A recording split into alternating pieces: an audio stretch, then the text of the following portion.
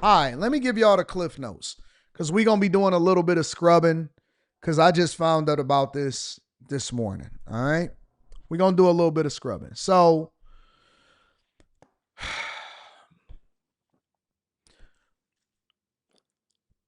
I cannot stand these pseudo intellectual, I used to be, but I'm not no more, fake woke, can't grow a platform having, not interested, but had all of the opportunity in the world.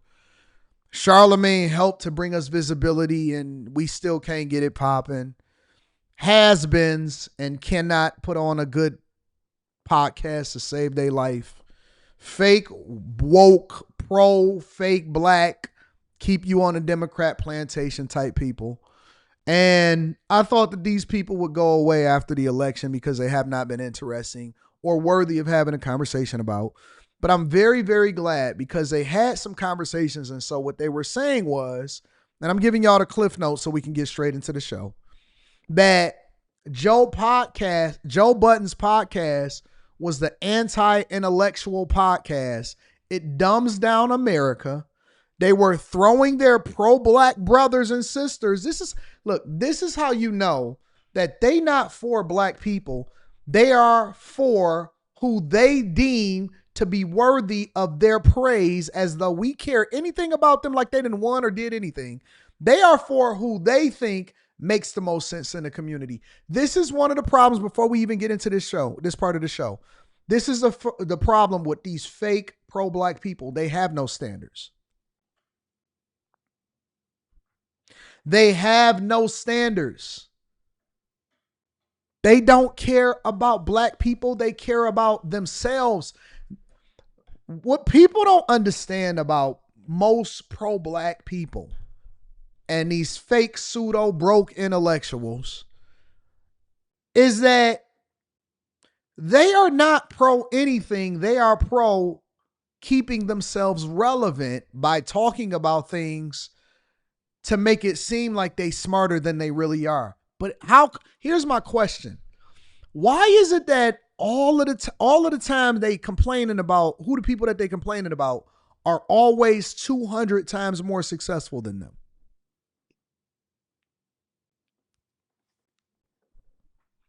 $200 times more successful than them. Every single time. They always broke. They the smartest people so-called in the room, but ain't got two nickels to rub together. And I'm going to be honest with you.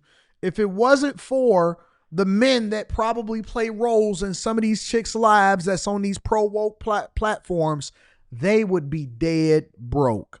Can't figure out how to be entertaining to save their lives. Why is it that the brokest people are always the most intellectual?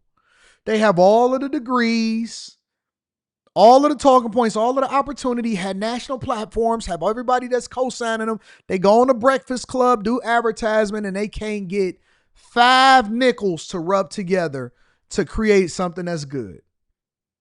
Yep, race hustlers. Race hustlers. So anyways, they trying to get their movement popping. Two simps and two has-beens. And so a section of this was easy for me to find because they actually put timestamps in. And they spent half of the podcast talking about the anti-intellectualism of Joe Budden's podcast. So I'm going to start from the beginning and we're going to get into it. And I definitely want to get into Joe Budden's response. Sitting across from a full-blown temper tantrum from a grown man. And I think it's important for our view. First of all, Lamont-Hill, this happened. All of this that you put at me and still be successful. And sometimes we can adopt the oppressor's behavior, which brings me to a clip that went viral this week. And that is, of course, of our friend and brother. So Mark Lamont-Hill got into it with Queen's Flip and they were arguing back and forth. And they were going back and forth, and Queen's Flip was like, Mark, just because you use big words don't mean that you're the smartest in the room at every subject. And then Mark Lamont and they went back and forth and they started arguing with each other and they were saying, okay, well, let's take it outside, so on and so forth, right? That's what we do. We argue all the time. We argue on Room 9/After Hours. The guys beef with each other. The girls beef with the guys. The girls beef with each other. They have their little tips. We come back. We love each other. And that's what you do, right? Because that's who we are. We passionate about what it is that we stand for.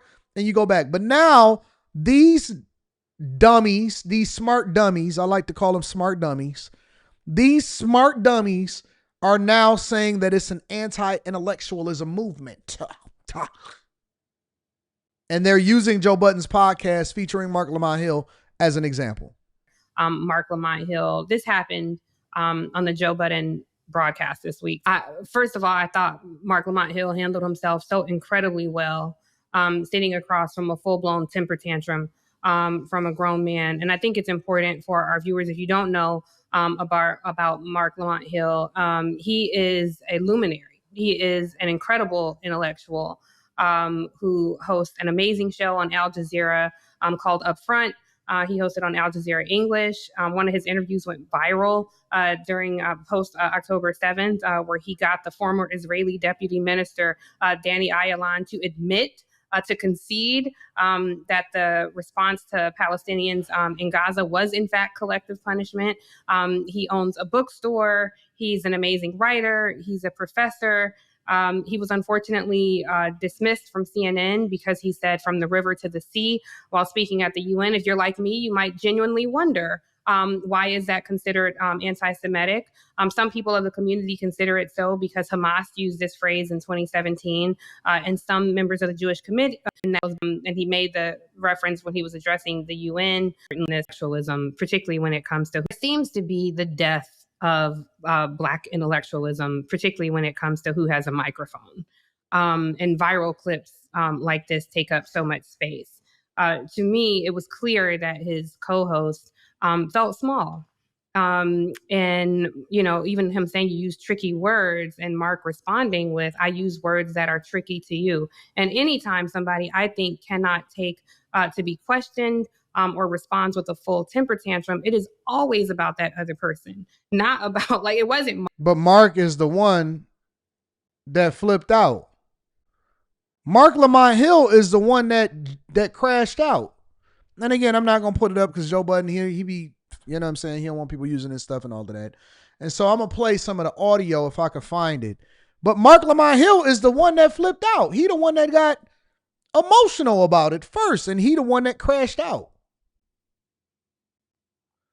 He the one that took quick flips words out of context. And then he the one that was ready to scrap. But we'll get there. Mark, he didn't do anything. And if someone is so small that you can't articulate your point without throwing a temper tantrum or insulting another person, I'm happy that Mark showed both sides. That yes, I'm an intellectual, but don't get up in the studio, you know? And I think it's important for people to see that yes, you can still be an intellectual and demand your respect. That doesn't make you soft. I'm concerned though in our community because when you look at just the plain data, you can take my perspectives out of it. There seems to be an erosion. I don't consider myself a member of the Black intellectual class, but I do thrive in that space. I love to be around. Sometimes, Andrew, when you're talking, I forget I'm a host on the podcast. Like I'm just listening to you because you're saying something so brilliant to me or something that I didn't know. I had no perspective, and I enjoy hearing that. I have curiosity. I'm not trying to be fake humble. Like I don't consider myself an intellectual. I consider myself intellectually curious. I have questions. I see that getting dulled across peers and across the community. Social media, I think, is a big part of that. A study out of UC San Diego found that even low levels of social media use are associated with poorer cognitive outcomes, particularly. I was apologizing. I'm sorry. I was apologizing. I was apologizing because this is so boring. This is so boring. And I understand that we're trying to get to the meat and potatoes, and they spent a whole segment of this talking about the anti-intellectualism of Joe Budden and all of this stuff, but they are very boring. And it's one of the reasons why she got kicked off of MSNBC. Is one of the reasons why she got kicked out of MSNBC is because they are boring. boring. I actually haven't even muted myself in a long time, so y'all gonna have to give me grace. But it's boring, bro. It's the reason why they not popping. It's the reason why everything ain't getting it.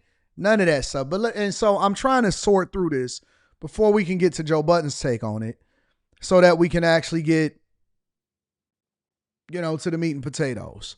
But basically, in Cliff Notes, they are basically saying that the people over at Joe Budden's podcast outside of Lamont-Hill are not intelligent enough to have certain conversations.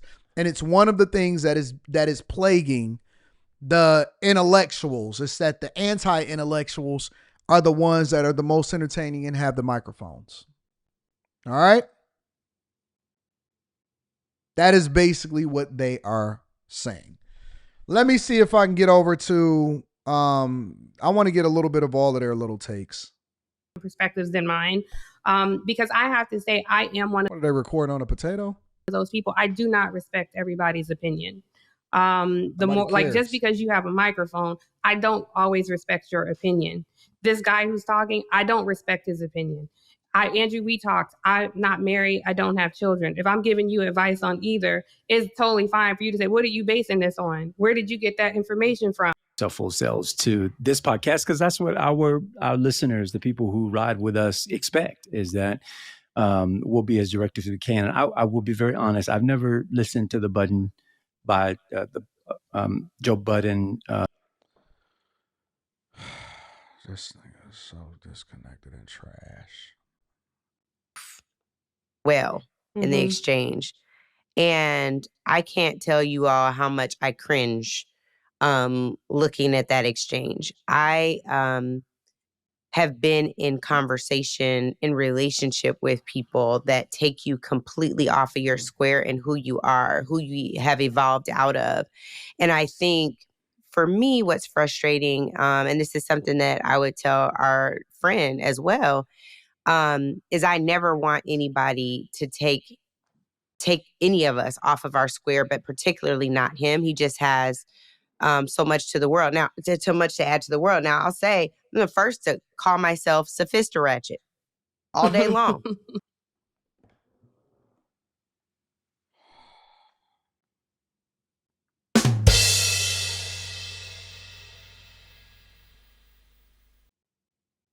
All day. Him, he just has so much to the world. Now, too much to add to the world. Now, I'll say I'm the first to call myself sophistiratchet. Now, too much to add to the world. Now, I'll say I'm the first to call myself sophistiratchet. The world. Now, too much to add to the world. Now, I'll say I'm the first to call myself sophistiratchet.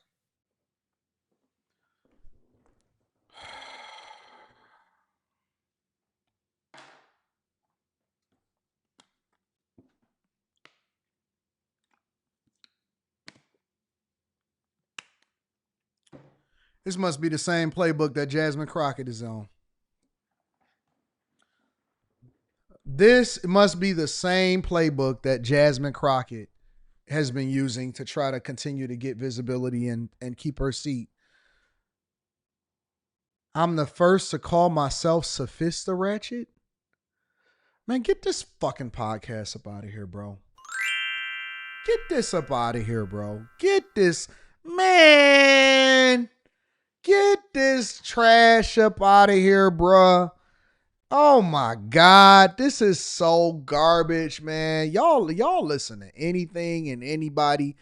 You fake woke, fake black, fake pro woke black. Get the fuck out of here, man. I can't stand these. Ugh. I met women like this all day long in real life. They just, Jesus Christ. So trash.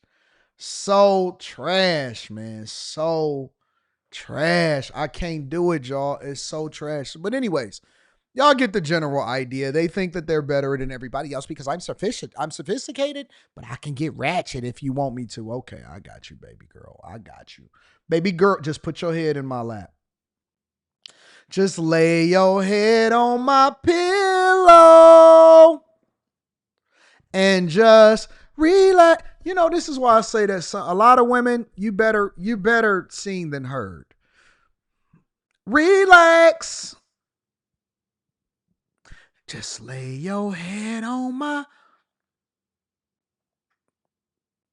Be like, oh yeah. They be talking. Just be going in one ear and out the other. Be like, yeah, come here for a second. I feel you. Come here. Let me take this off of you real quick. Just bend over.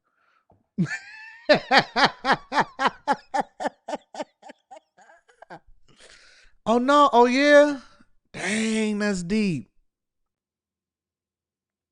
I feel you. No. Keep talking. Shut the fuck up. That's when you just got to, you know what? I'm going to just go ahead and pull my pants down. You just start pulling your pants down.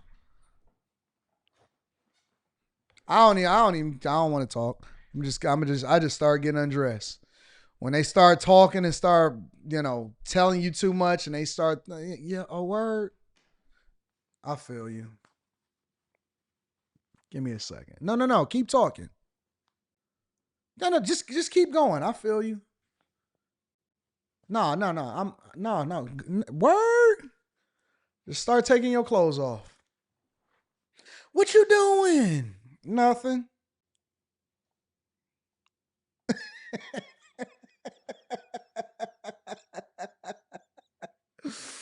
You're not even listening to me. I am. Keep telling me.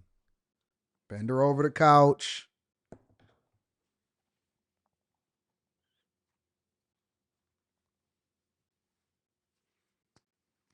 I'm not about to keep on talking to y'all.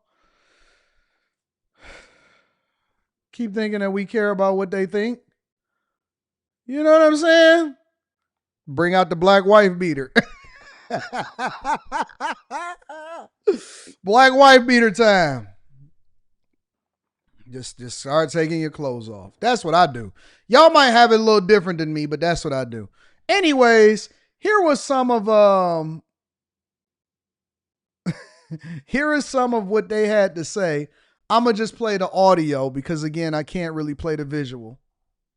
Shortcomings. I allow people to see where I made an error in judgment. I allow people to see. I'm a fan of redemption. I allow people to see growth. I'm not just trying to only pop up when shit is good. I think that there's a certain courage in that. I think that takes a certain level of tact and boldness. So again, for you people to look and flip, y'all don't come on.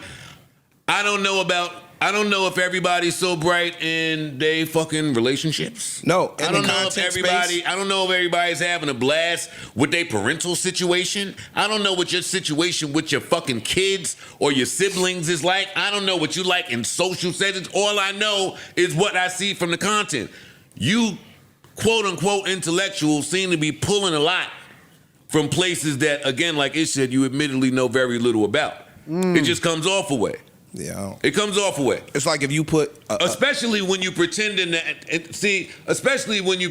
to do all of this super black kumbaya shit. I got a problem with that too. Mm-hmm. I got a problem with the people that masquerade as kumbaya, super black, all for the people, and will be the first one to tell you how we're different. I come on here every week and say we're less different than we all like. We just got different ideologies. But I'm not going to keep listening to people who in 25... Y'all said, is there supposed to be a video? It is. I'm playing the video right now. But I know that Joe Budden, this is a video where he's talking. I know that Budden don't necessarily care for the actual visual to be associated with the audio. So I'm just playing the audio so that you guys can understand exactly what he's saying. But he's very heated in this. And they all were talking, right? Queen's Flip, he said his piece and he was real. And it's funny because the other big guys was like, they said, listen, let me tell you something. Don't let the smooth taste fool you. Don't let the smooth taste fool you. This is happening. This is playing it this way. This is happening. They said Queen's Flip got an elevator in his crib. They say Queen's Flip has an elevator in his crib. Man, y'all better stop sleeping on these people that's out here hustling and getting to it. They say his kids is well put together, that his family is well put together, that he actually has a family, that his children is well mannered, that they go to great schools, that he's a phenomenal father, he's a phenomenal hustler, and they say that he got a big house with an elevator in the inside of it. which is again, how come their pseudo-intellectualism does not translate into success? How come it doesn't translate into success? Let me let Joe do what he do. I'm going to let him keep running it off. 5 years, I've never said the name Angela Rye. I don't give a fuck about nothing y'all talking about over there. I'm saying that respectfully. I don't come on here and say a word about any of that shit. I expect reciprocity. You could have titled that clip totally different. Mm-hmm. That's true. Don't claim to be super pro-black and then take the #1 black urban podcast and put that type of stink on it because you think you got a friend over here. That don't give you a license. I don't think it's that. I don't think if Mark was here or not. I think if Mark was here, they would never have those conversations. No, they having those conversations because their friend is up here. No, they having those conversations because Mark is deemed an academic and an intellectual, which you are. Well, he is, not deemed, he is. No, I said what you are. So now it's, why is he even there? Mm-hmm. Like Angela Yee said, Mark, just come home. Angela Rye. Angela Rye said, Mark, just come home. That's the other beef. But then you go on to say how diverse Mark is. So I think that that's an insult because you don't put Mark in a box. Mark is home. Mark is a black man sitting in a room with black men that grew up in similar circumstances, albeit we wasn't all in the cold.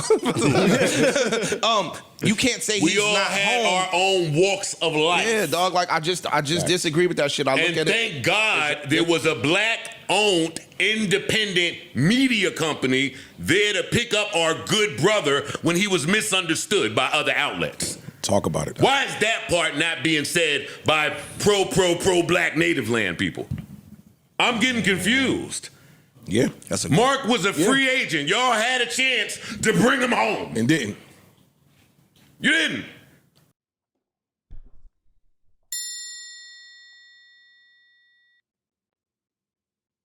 Let me put that up on the screen real quick. I just want to put that up on the screen. We got to replay that one more time. About it. Why is that part not being said by pro-black native land people? I'm getting confused. Yeah, Mark was a free agent. Y'all had a chance to bring him home. And didn't. You didn't.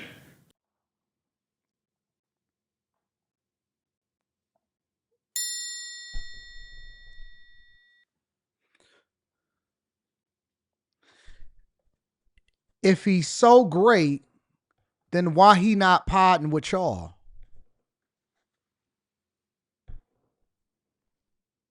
If he's so great, then how come you didn't pick him up as a free agent if you love him so much?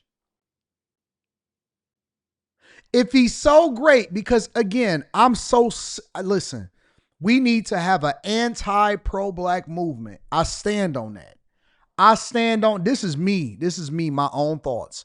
I think that one of the worst things to happen to the black community in my lifetime, in my 43 years on this earth, is the thing that keep black people down are black people pretending to be for black people, but they are not. They are for themselves, and all they do is talk, but they don't build shit. They ain't got shit. They don't put no money in nobody's pockets. They don't help nobody. They ain't hired nobody. They ain't got nothing, and they just struggling. They just struggle busting their way through. They had all the opportunity in the world. They fumbled it, and now they want to criticize the people that's actually building and doing something.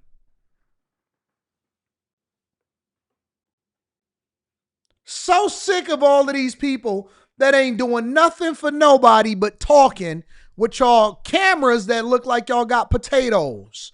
You streaming on a potato.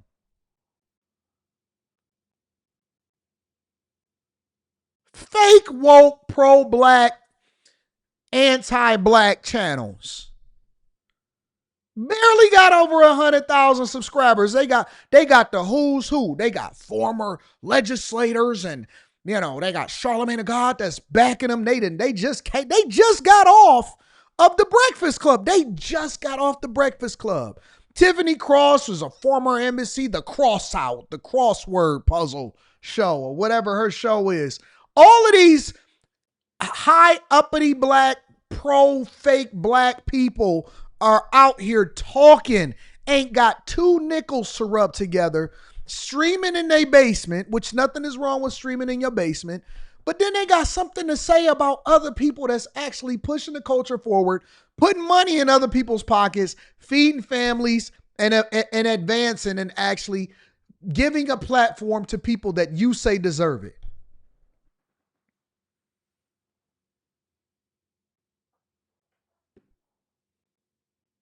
When y'all gonna put somebody on? They ain't put nobody on. Can't nobody say, hey, Tiffany Cross put me on. Put some money in my pocket. Hire me. Bakari Sellers. Yep. He's you know what? He changing the narrative because he actually doing some great things. Angela Rye. Yeah, she, you know what? She put us on. She put money in our pocket. She made us a partner. Ain't nobody putting no money in nobody's pocket. Ain't nobody helping nobody. Why y'all ain't sign Mark Lamont-Hill if he's so great to y'all?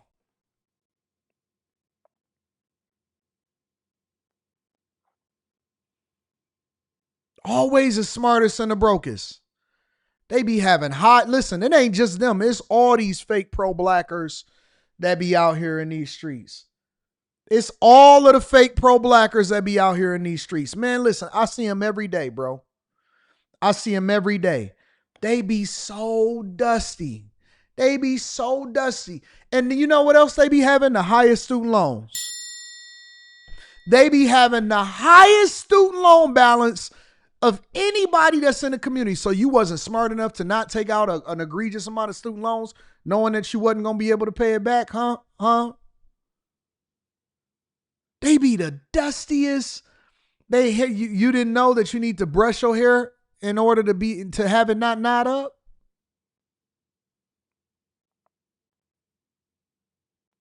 Needing all white people to talk. They own a white platform talking about black issues and calling people anti-intellectual. They be on white platform. Why y'all ain't take that over the fan base?